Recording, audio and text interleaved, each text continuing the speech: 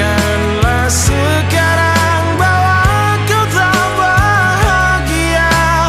Aku punya ragamu tapi tidak hatimu. Kau tak perlu berbohong, kau masih menginginkannya. Ku rela kau dengannya asalkan kau bahagia.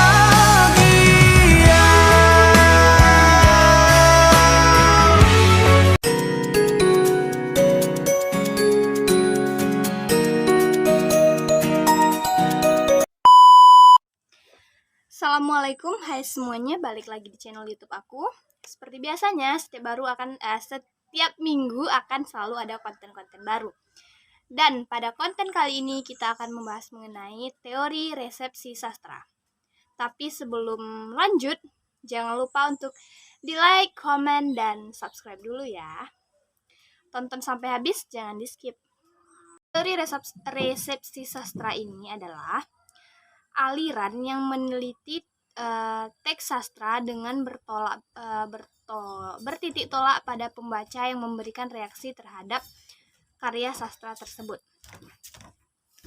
Pembaca selaku pemberi tanggapan adalah variabel menurut ruang, waktu, golongan, dan sosial budaya. Jadi ini merupakan kita mengkaji karya sastra berdasarkan bagaimana respon dari masyarakat terhadap karya sastra itu sendiri. Nah, untuk cara untuk mengkaji karya menggunakan resepsi sastra ini yaitu ada dengan cara wawancara, kemudian kita juga bisa menyebar kuesioner atau angket kepada para responden yang akan menjadi example untuk kita bagaimana tanggapan masyarakat mengenai sebuah karya sastra yang akan kita bahas. Dan kali ini aku akan membahas sebuah lagu dari band terkenal Indonesia, yakni dari Armada. Lagunya berjudul Asalkan Kau Bahagia. Ya, lagu ini sempat viral pada saat dia awal rilis dulu. Dan aku sudah membuat karena sekarang semuanya serba online, jadi aku sudah membuat berupa Google formulir yang kemudian disebarkan untuk mengetahui bagaimana sih tanggapan orang lain tentang lagu ini. Dan respondenku ini berusia 17 sampai 19 tahun lah. Jadi tanggapan anak muda mengenai lagu Asalkan Kau Bahagia. Lagu Asalkan Kau Bahagia ini dipopulerkan oleh band Indonesia Armada. Rilis pada tanggal 27 Desember 2018 lalu. Armada merupakan salah satu band Indonesia yang berasal dari Palembang. Awalnya band ini bernama Kertas pada tahun 2005. Kemudian pada 24 Mei 2007 grup band Kertas ini resmi mengubah namanya menjadi Armada dan sampai sekarang terkenal dengan nama Armada. Beranggotakan 3 orang yaitu Rizal, Mai, dan Andit. Genre lagu yang dinyanyikan grup ini biasanya itu pop rock dan pop Melayu. Dan lagu Asalkan Kau Bahagia ini menceritakan tentang kisah tentang keikhlasan seseorang terhadap pasangannya, di mana dia merasakan kecurangan dalam hubungannya yang selama ini dia rasa baik-baik saja. Tapi kenyataannya pasangannya ini melakukan kecurangan di belakangnya dengan memiliki hubungan spesial dengan orang lain. Ya, meskipun dia ikhlas, tapi dia pasti merasakan kekecewaan terhadap pasangannya. Nah, oke. Jadi aku sudah melakukan survei dan aku mendapatkan 12 orang responden sebagai example tentang pendapat anak muda terhadap lagu Asalkan Kau Bahagia. Aku memberikan 10 pertanyaan yang sama kepada 12 orang tersebut. Kita akan bahas satu persatu pertanyaannya dan bagaimana tanggapan mereka. Jawabannya hanya ya dan tidak atau setuju dan tidak setuju. Pertanyaan pertama, apakah kamu pernah atau sering mendengar lagu ini? Dan yang menjawab setuju itu ada 91%. Itu artinya lagu ini memang sudah terkenal dan sering sekali didengarkan oleh berbagai kalangan, terutama anak muda yang mungkin baru terjun ke dalam yang namanya dunia percintaan. Lalu apakah kamu tahu siapa penyanyi? Dan 100% menjawab ya. Berarti semuanya kenal siapa itu band Armada. Dan pernah menonton video klip ofisialnya? Yang menjawab ya hanya 66%. Itu mungkin karena lagu ini sudah banyak di cover juga sama orang lain, jadi meskipun sering mendengarkan tetapi mungkin tidak pernah menonton yang video klip ofisialnya yang memang itu dikeluarkan oleh Armada itu sendiri. Kemudian apakah lagu ini cocok untuk semua kalangan? Hanya 58% menjawab tidak. Ya, karena lagu ini tadi bertemakan kekecewaan terhadap dalam percintaan. Jadi tidak mungkin juga lagu ini cocok untuk anak kecil yang mungkin berusia 5 tahun. Tidak mungkin cocok ya. Jadi wajar hanya sebanyak 50% menjawab tidak.